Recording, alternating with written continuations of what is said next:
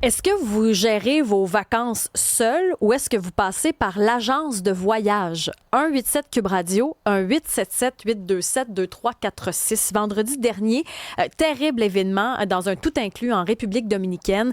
Il y a eu incendie, perte totale. Il y a 1700 personnes qui ont été évacuées. Il y a une mère et ses 2 enfants qui ont perdu la vie, malheureusement parce qu'ils ont trop inhalé de monoxyde de carbone. Ça a été hyper dramatique.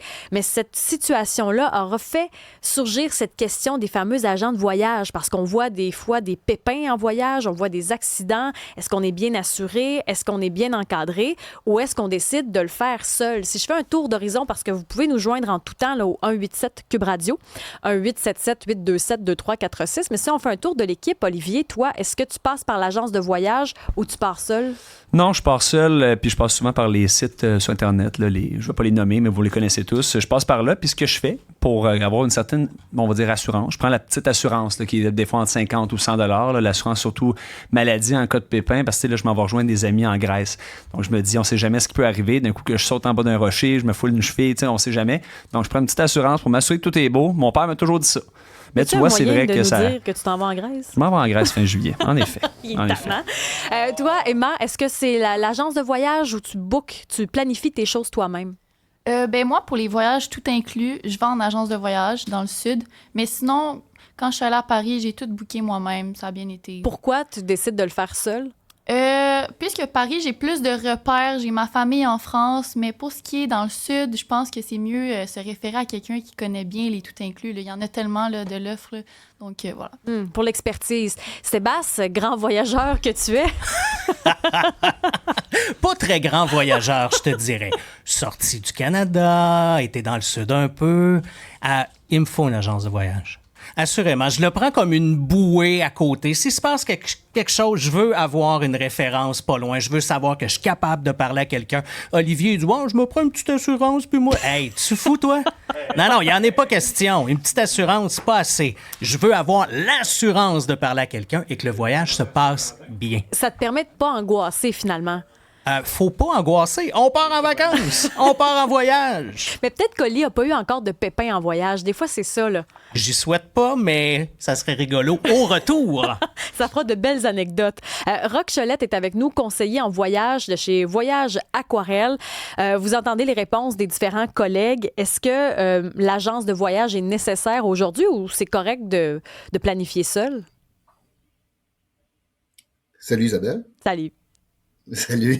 C'est sûr que de mon point de vue, il y a beaucoup d'avantages de faire affaire avec un agent de voyage. Puis, si tu me permets, je vais faire un petit tour d'horizon, mais je commence avant de parler de voyage. Je vous parle de la législation québécoise. Il existe une loi sur les agents de voyage. Premièrement, tu peux pas t'improviser. Deuxièmement, il y a un examen.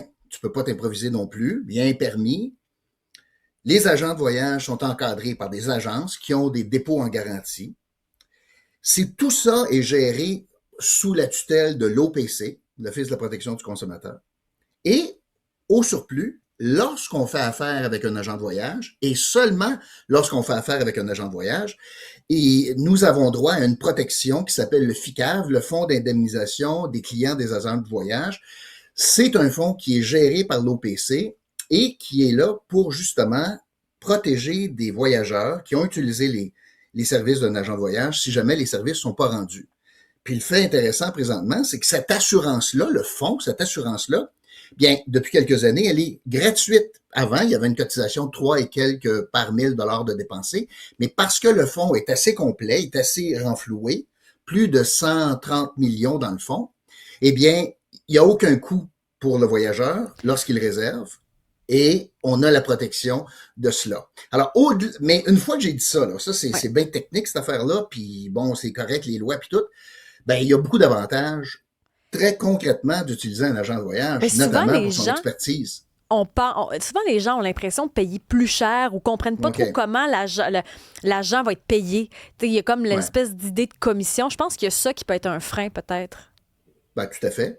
On va essayer de démystifier ça, par exemple. Alors, dans 9 cas sur 10, le client ne paiera pas un sou de plus qu'il utilise l'agent ou qu'il ne l'utilise pas.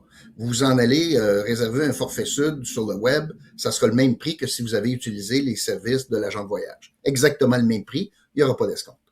Dans quelques cas, sur, par exemple, des billets d'avion seulement, seul le billet d'avion, ben, il y a un risque que ça soit un peu plus cher si on utilise un agent de voyage. Puis la raison est simple, c'est que les compagnies aériennes ne versent pas automatiquement de commission pour cela. Fait que le service de tout faire la réservation, et Dieu sait que c'est compliqué de voyager en avion au Canada, avec les catégories de billets qui existent. Même, par exemple, dans la classe économie, vous avez souvent des 4, 5 ou 6 choix de type de siège que vous achetez, avec une valise, pas de valise, un carry-on, pas de carry-on, voulez-vous une protection, peux-tu l'annuler, est-ce que le siège est inclus, la sélection de siège. Alors, c'est très compliqué. Alors, dans ce cas-là précis, seulement que la réservation de vol sec, dans le jargon, il peut avoir un léger décalage entre le prix affiché puis le prix de l'agence. Par contre, pour à peu près 9 produits sur 10, les prix sont déjà inclus. Que vous utilisiez des services ou non, vous allez payer le même prix. Il y a quelqu'un qui nous dit « agent de voyage égale 2 fois le prix ». Vous répondez quoi? Non, c'est pas vrai. Ben, c'est pas vrai. C'est simplement pas vrai. Là. Pas vrai. Donc, peut-être un peu plus cher pour les billets d'avion, mais sinon, ça s'équivaut. Billets d'avion seul. J'insiste, là. Billets d'avion seul. Pas, je m'en vais, je sais pas, moi, dans un Bahia Principe dans le sud, puis il y a l'avion là-dedans. Ça, c'est le même prix qu'on utilise un agent ou non. Mais dans cette discussion-là, si tu me permets, Isabelle, oui. Il faut pas escamoter le rôle ou l'avantage et les services rendus par l'agent de voyage, l'expertise. Parce que avant de partir, là, la première chose qu'il faut faire, c'est de bien s'assurer que on comprenne adéquatement les besoins du client par rapport au produit qu'on est ou qu'il souhaite acheter. C'est quelqu'un qui veut un resort dans le sud, très tranquille, près de la plage, avec de l'excellente nourriture. Ben, il y a pas mal de resorts qui rencontrent pas ces objectifs-là. L'inverse est vrai aussi. Une famille s'en ira pas dans une gamme de resorts qui est pas appropriée pour cette personne-là. Tout ça, et sans parler de tous les pépins avant de partir. Alors, je te donne mon exemple. Moi, je me suis réservé un billet d'avion pour le mois de décembre. 2 semaines après, je reçois une note, mon vol a été annulé. Ben, là, c'est moi qui l'ai fait moi-même. Donc, l'agent de voyage que je suis va régler ça. Mais si c'était toi, Isabelle, que j'avais servi, ben, ça serait mon problème, là, de t'aider à résoudre le fait que, ben, Air Canada a annulé ce vol-là. C'est un exemple. Et il y en a tellement d'exemples comme ça. Ce qu'on a vu, entre autres, dans le cas de la République, là, ça arrive pas tout le temps, mais quand même, le tout inclus de luxe a brûlé au complet. Là. C'est 1700 personnes qui ont été évacuées. Il y a eu décès. Ça a été épouvantable. Ce que les gens racontent là-dedans, c'est que ça a été difficile pour eux après de contacter la compagnie aérienne, de contacter les assurances. Ça, c'est quelque chose qu'on peut voir quand on planifie nous-mêmes, là. Oui, si on planifie nous-mêmes, puis on réserve nous-mêmes, ben, tu t'arranges avec tes affaires. Alors que si on utilise un agent, ben, il est là pour accompagner. Là, c'est un cas absolument exceptionnel et la plupart des agents du Québec qui avaient des clients là-bas ou des clients qui s'en allaient là parce que c'est un drame, c'est épouvantable. Il faut s'occuper des gens à destination, mais il y a des gens qui avaient réservé et qui s'en allaient dans les prochaines semaines. Il faut réorienter ces gens-là. Mais si tu le fais tout seul, ben, c'est ton problème. Sinon, ça devient le problème de l'agent de voyage. Et c'est pour ça que c'est utile, entre autres, lors d'imprévus.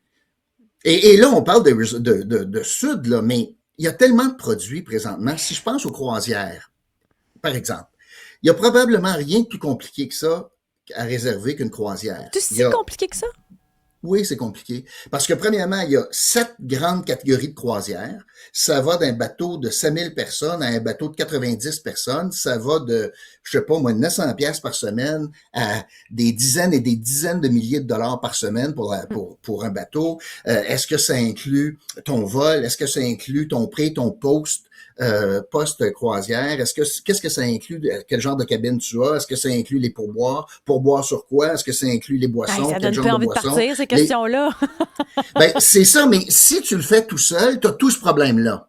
Un agent de voyage qui connaît son produit, connaît ses clients, est capable de dire, ben, pour toi, regarde, voici ce qui est peut-être un bon package pour toi. Et quand je dis, en passant, Isabelle, connaît son produit, il n'y a pas une semaine qui passe que j'ai pas de la formation continue, moi. Il n'y a pas une semaine que je suis pas une formation sur un bateau, sur un resort, sur un type de produit, un circuit en Europe. Mais La justement, semaine passée, j'étais à Montréal. La semaine passée, j'étais à Montréal. Un des croisiéristes, qui s'appelle Ponant, pour pas le nommer, Ponant et Paul Gauguin, faisait une présentation. On était une 50aine d'agents de voyage de partout au Québec sur une présentation pour des expéditions, notamment en Antarctique.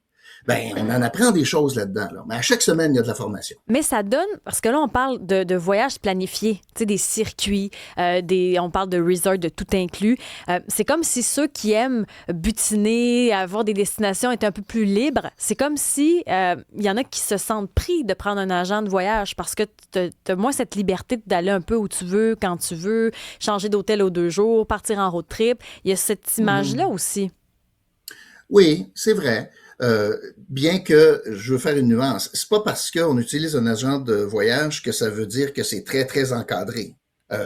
On peut utiliser un agent de voyage, je l'ai fait ce matin encore, pour des gens qui vont passer 20 jours en Italie, puis on va avoir réservé quelques hôtels puis les billets d'avion. Mais c'est tout. Mais au moins, on a la protection du FICAV avec ça, puis on n'a pas le trouble d'avoir réservé. Puis là, c'est compliqué parce qu'on arrive à Milan, puis on revient de Rome. Donc, tu sais, pas tout le monde est capable de jouer facilement dans ces affaires-là. Puis comme je vous dis, 9 fois sur 10, ça coûte pas un sou. Caroline est au téléphone. Caroline, est-ce qu'on voyage avec nos propres moyens, notre propre planification ou agence de voyage? J'aime beaucoup l'agence de voyage parce que, bon, ça nous protège, comme tu as mentionné tantôt, puis je l'utilise depuis plusieurs années. Mon dernier voyage, c'était en Amérique centrale, puis en Amérique du Sud plutôt. Puis, j'ai utilisé l'agence de voyage pour me rendre sur place. Elle a beaucoup simplifié les choses. J'étais un petit peu mêlée dans les billets pour le vol, là, parce que moi, j'avais juste besoin de billets d'avion. OK. Puis, j'ai trouvé ça beaucoup plus simple. Même, j'étais un peu stressée. Ça faisait longtemps que je n'avais pas voyagé là, depuis la pandémie. Puis, ça a beaucoup simplifié les... Puis, je me suis dit, si jamais il y a un problème, je peux toujours la contacter. Puis, même la dame... dans leur équipe, il y avait des gens qui parlaient espagnol, donc ça me rassurait beaucoup d'y aller. Puis c'était vraiment pas dispendieux. On parle de 50 $ que ça m'a coûté de plus. Pour le prix du billet d'avion était identique. OK. C'est juste qu'ils rajoutaient 50 $. Je l'ai utilisé dans d'autres circonstances aussi avant. Est-ce qu'il vous est déjà arrivé un pépin, accident, petite blessure? Est-ce qu'il vous est déjà arrivé quelque chose en voyage? Oui. Pas à dire, c'était un voyage organisé. C'était avec Air Transat. Puis, moi, j'ai eu la chance de m'en sortir pas si mal, là. C'est que des fois, on nous propose des activités, puis il faut penser qu'on n'est souvent pas assuré pour des activités un peu spéciales là, en dehors. OK, mais c'est quoi l'activité spéciale du bungee? Je suis juste allée faire de l'apnée, mais je croyais que c'était sur le bord de la plage, l'eau, ouais. Mais c'était en pleine mer. Donc, on a pris le bateau, puis fallait faire de l'apnée, puis les vagues étaient d'à peu près d'un pied, un pied et demi. C'était très difficile, là. C'était pas tout le monde qui était capable, là. Puis moi, si j'avais pas eu la bouée de sauvetage d'un des guides, je lui ai demandé si je peux m'accrocher après. J'aurais jamais été capable de faire l'activité. Ça aurait été dangereux, là. Merci beaucoup d'avoir appelé, parce que ça, c'est un point, là, les assurances, parce qu'il y en a qui vont s'assurer avec leur carte de crédit, il y en a qui vont s'assurer avec une compagnie externe. Ce qu'elle mentionne, quand on fait des activités, on n'est pas nécessairement assuré. C'est vrai, ça? Oui, c'est vrai. Et c'est un excellent point que votre auditrice amène. Les agents de voyage accrédités au Québec, sous licence avec l'OPC, sont habilités à vendre des produits d'assurance, particulièrement santé. Là. Je parle, par exemple, à la Croix-Bleue de ce monde, ou à des choses comme ça. C'est l'équivalent. Oui, mais la Croix-Bleue, on pourrait nous-mêmes le faire aussi, là. Vous pourriez tout à fait le faire tout seul. Et oui, il y a des dispositions, notamment sur les cartes de crédit, qui vont avoir certaines exclusions. Qui couvriront pas si vous pratiquez du deltaplane. Par exemple, vous avez un accident de deltaplane, la carte de crédit couvrira probablement pas les blessures engendrées par ce type d'activité. Tout comme une consommation excessive d'alcool. Si on a des blessures, et puis c'est démontré qu'on a eu une consommation excessive d'alcool, souvent on a des enjeux de réclamation avec notamment les cartes de crédit. Mais ce sont toutes des petites choses qui sont importantes à savoir, d'où l'utilité d'avoir quelqu'un qui vous les explique. C'est quoi les pépins que vous rencontrez le plus de ce temps-là? C'est-tu les accidents là-bas, les vols qui sont annulés? C'est quoi le fléau ces temps-ci? Les enjeux avec les vols. C'est ça. Hein? C'est plutôt ça. La majeure partie de nos enjeux, c'est quand je vous l'expliquais, là, moi j'ai un vol qui est annulé ou un vol retardé, tu manques une connexion, tu es à destination, le vol part 6, 7, 8 heures plus tard, tu as des enfants. C'est là qu'il est assez utile d'avoir l'aide d'un conseiller en voyage pour nous aiguiller là-dedans, pour s'assurer que parce que vous comprenez que l'agent de voyage n'est pas, je ne travaille pas pour Air Transat ou Air Canada ou Sunwing, ou WestJet, ou Porter, ou peu importe. Moi, je suis impartial.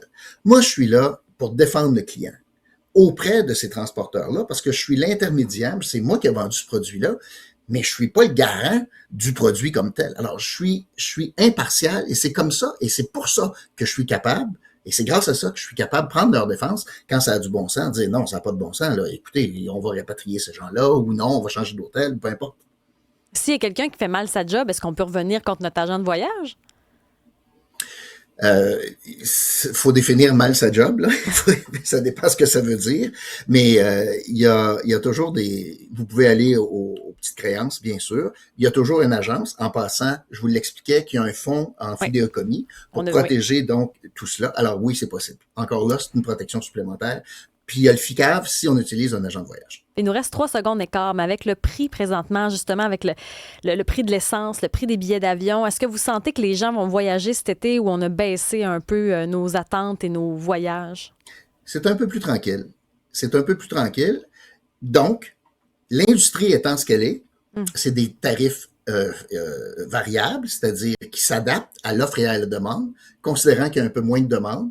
Ça veut dire que les prix ont un peu baissé. Je voyais ça encore ce matin. Si les prix ont un peu baissé, c'est un bon moment, si vous aviez l'intention de voyager, d'y aller, puis de réserver.